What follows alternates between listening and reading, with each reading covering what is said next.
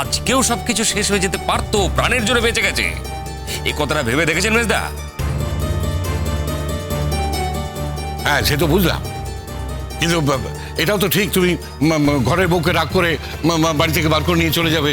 এটা হয় তো? এটা হয় না, হয় না। আরে বাবা, এটা ওর শ্বশুর বাড়ি, এটা ওর বাড়ি, ওর সংসার, রণর স্বামী, সংসার স্বামী সবকিছু ছেড়ে দিয়ে ও তোমার বাড়িতে গিয়ে থাকতে যাবে কেন বলে দেখি? থাকার প্রয়োজন হলে নিশ্চয়ই থাকবে মেজদা। আর থাকার প্রয়োজনটা তৈরি করেছেন আপনারা। কই, এতদিন তো আমি ওকে নিয়ে যেতে চাইনি, আজকে কেন নিয়ে যেতে চাইছি? এবং এখন যদি ওকে নিয়ে যেতে আপনারা কেউ বাধা দেন, তাহলে এই ঘটনাটা আমি আমার কলেজ কর্তৃপক্ষকে জানাবো। একটা স্কলারশিপ পাওয়া মেয়ে, একটা এত উজ্জ্বল ছাত্রী, তার ভবিষ্যৎকে আমরা এত অনিশ্চয়তার মধ্যে রাখতে চাই না। আমি আমার প্রিন্সিপাল স্যারকে রিকোয়েস্ট করব ওকে হস্টেলে একটা আলাদা অ্যাকোমোডেশন দিতে।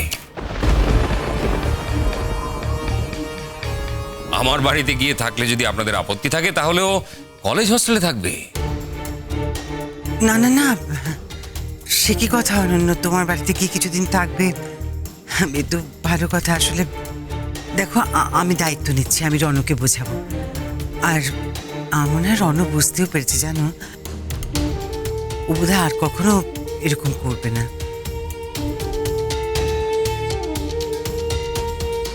মেজমামু, একটা কথা আমি কিছুতেই বুঝতে পারছি না, ইমনের সঙ্গে ওনার যা সম্পর্ক, তা তো ছাত্র আর শিক্ষকের।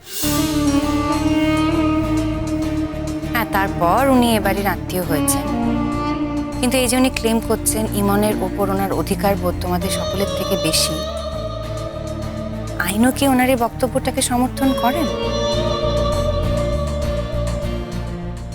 এই যে মেয়ে, তোমার যদি আমাকে কিছু বলার থাকে তাহলে সরাসরি আমার সঙ্গে কথা বলো।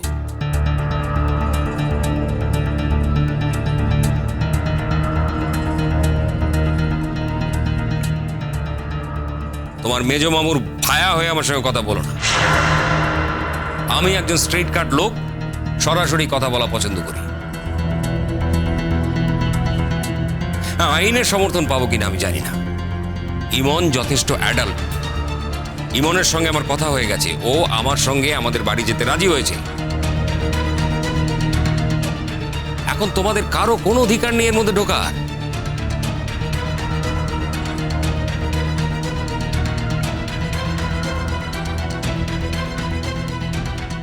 টুবলু,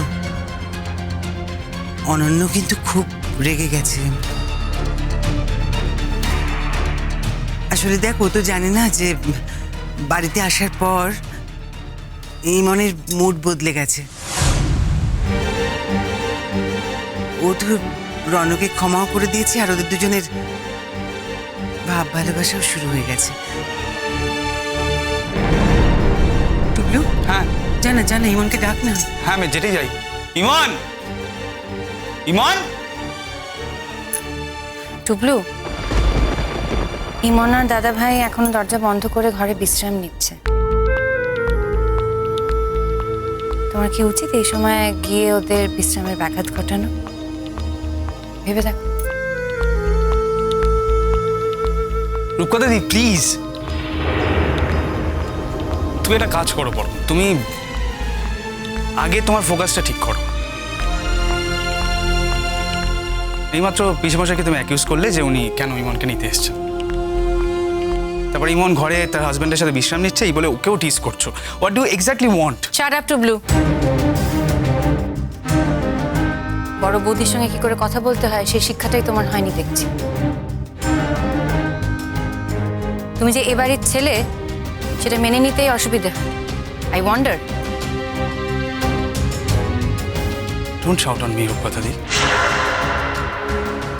আমাকে শাট আপ বলার অধিকার কিন্তু তোমার নেই।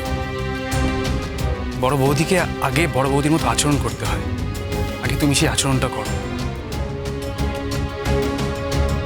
তুমি বড় বৌদির যোগ্য হও, তারপর আমি তোমাকে বড় বৌদির যোগ্য সম্মান দেবো, কোনো অসুবিধা নেই। মেজমামু, দেখছো তো টুবলু এখন আমাকে ছেড়ে কথা বলছে না। আমাকে একটা কথা বলো তো, আমি কি ভুল বলেছি? আমি বলেছি ইমন আর রণ এখন বিশ্রাম নিচ্ছে, ঘুমোচ্ছে, এই সময়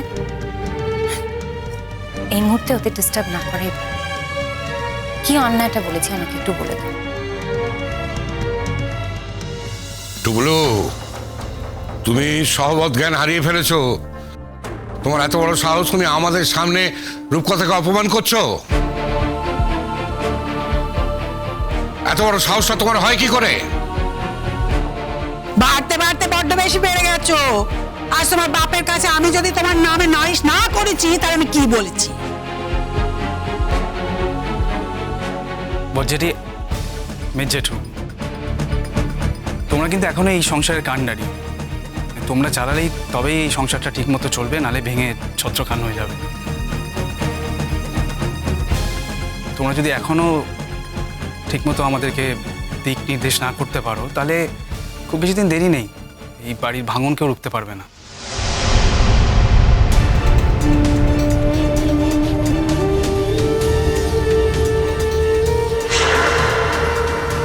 আমি কেন রূপকথাদির কথাতে রিয়াক্ট করলাম সেটা একটু ভালো করে ভাবলে বোধহয় তোমরা বুঝতে পারবে। আমার বিশ্বাস তোমরা বুঝতে পারবে।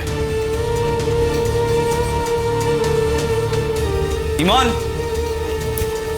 ইমন, হ্যাঁ। আরে পিসেমশাই এসেছেন তো। ও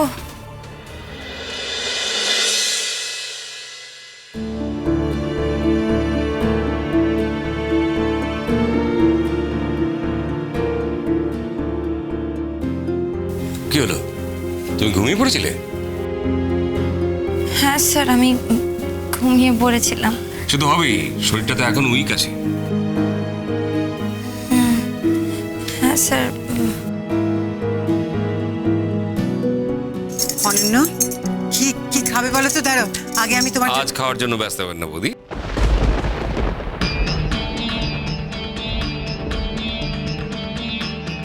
ও অনন্য, তুমি আমাদের উপর রাগ করে খাবে না নাকি? বলো দেখিনি। আমি একজন অত্যন্ত সাধারণ মানুষ। আমি রাগ করলে কি আপনাদের কিছু যায় আসে? না না, রাগ করার কোনো প্রশ্নই ওঠে না। আসলে আমার খেতে ইচ্ছে করছে না। যা কেমন, আমাদের হাতে বেশি সময় নেই। তোমার পিসিমণি ওয়েট করছেন। যাও, তাড়াতাড়ি ব্যাগটা নিয়ে চলে এসো। ব্যাগ? হ্যাঁ, তোমার জামা কাপড়ের ব্যাগ। সেই জন্যই তো তুমি ওবেলা এলে। আমার আসতে একটু দেরি হয়ে গেছে। স্যার, আমি বলছিলাম যে ইমন, তুমি নিশ্চয়ই তোমাদের বাড়ির লোকেদের মতো অন্যরকম কথা বলবে না? আমার আশাটাকে অনার করবে। তাই তাড়াতাড়ি ব্যাগটা নিয়ে চলে আসবে, রাইট? স্যার, কি বলুন তো, আমি আসার পর না এত টায়ার্ড ছিলাম। প্রথমেই তো একটা জার্নি হয়ে গেছে, আর আমি ঘুমিয়ে পড়েছিলাম, তাই। হ্যাঁ, জানি তো তুমি টায়ার্ড। কষ্ট করে একবার গাড়িতে গিয়ে ওঠো। ও বাড়িতে গিয়ে তোমাকে একদম শুইয়ে রাখবে, তারপর টানা রেস্ট নেবে। আর বইপত্র যদি মনে করো এখন নেবে না, কোনো প্রয়োজন নেই। বই তো আমার কাছে আছে, আর প্রয়োজন হলে লাইব্রেরি থেকে আনিয়ে নেব। যাও, তুমি রেডি হয়ে এসো। অবশ্যই এমনিতে তো রেডি আছো দেখছি। আর আমার জামা কাপড়ের ব্যাগটা? মেজ বৌদি, একটু হেল্প করুন না ওকে, তাড়াতাড়ি হয়ে যায় তাহলে। হ্যাঁ,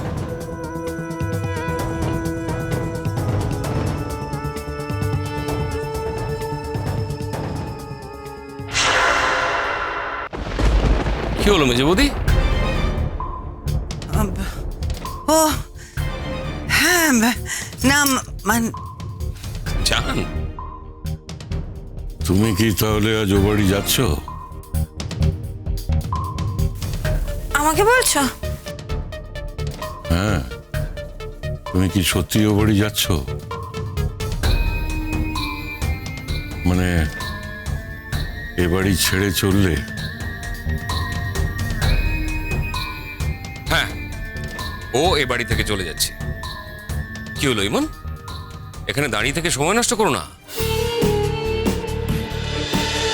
কুসুম দোলা কুসুম দোলা স্টার জলসার প্রিয় শো দেখার জন্য সাবস্ক্রাইব করুন আমাদের ইউটিউব চ্যানেলে এবং আপডেটেড থাকার জন্য প্রেস করুন বেল আইকন। চলো চলো চলো চলো পাল্টাই